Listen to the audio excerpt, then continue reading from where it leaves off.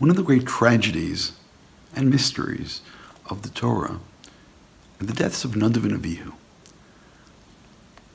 The day that the Mishkan was completed, the day that it was consecrated, these two sons of Aaron brought what's described as a strange fire, and they perished. The Torah doesn't say what it is that they did, or what it is that they did wrong, and that left it as essentially open season for all types of suspicions, theories, conspiracy theories, as to why it is that they died. Over the years, they've been accused of all kinds of things.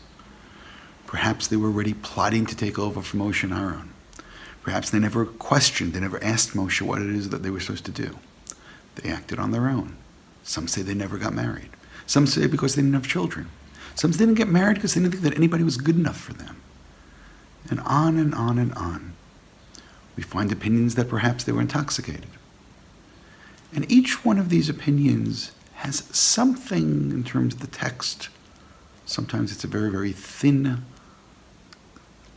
strand, and sometimes it's something which is a little bit stronger. But the Torah never says why it is that they died. All the Torah says is they died in front of God. And truthfully, dying in front of God, dying is bad, but being in front of God is good. So what does it mean to die in front of God? If we look carefully at the text, there may very well be a reason which is stated in the text. But in order to understand it, we need to listen not to what the text says, but to what the Torah doesn't say. That day that the Mishkan was completed, various offerings were brought. Healing needed to take place. This wasn't just a consecration because there's a background. The background was, of course, the sin of the golden calf. The fact that Aaron, their father, is being asked to bring a calf as a sin offering, or a cow as a sin offering, shouldn't itself give us the hint that there is this background. One could imagine the angst by Aaron and by his family. Will he really be exonerated? Will he really be forgiven? Did he perhaps have too much of a role in the sin of the golden calf? Can he really just seamlessly move over from somebody who was involved in that sin to become the Kohen Gadol? Or is there perhaps a price to be paid? So Moshe tells Aaron all the things he needs to do, and Aaron does them, and Moshe says, and God will appear on this day. And if you pay careful attention to the text, it says, Aaron does exactly what it is that Moshe says, and when he completes, he blesses the people. And that's when we need to be careful what the text doesn't say, because nothing happens.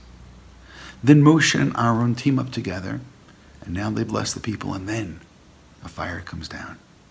And it could be that the average person watching this was ecstatic. The Mishkan worked. God is with them. God responded. And there's a reason to celebrate. On the other hand, there could have been two people who were watching this.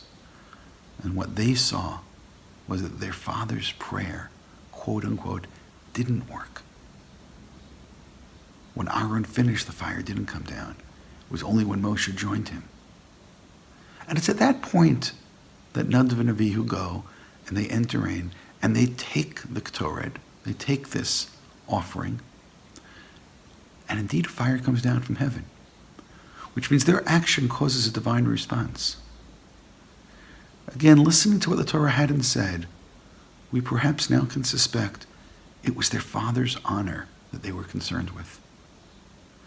We also then note that even though that when Aaron acted, there was no response from heaven, when Nadav and Avihu act, heaven responds. And this time swallows them. So we're left being unsure. Did they sin? Are they guilty of all those terrible things? Or were they so interested in bringing something and having a divine response? And here's the scary part, that perhaps as far as they were concerned, they succeeded.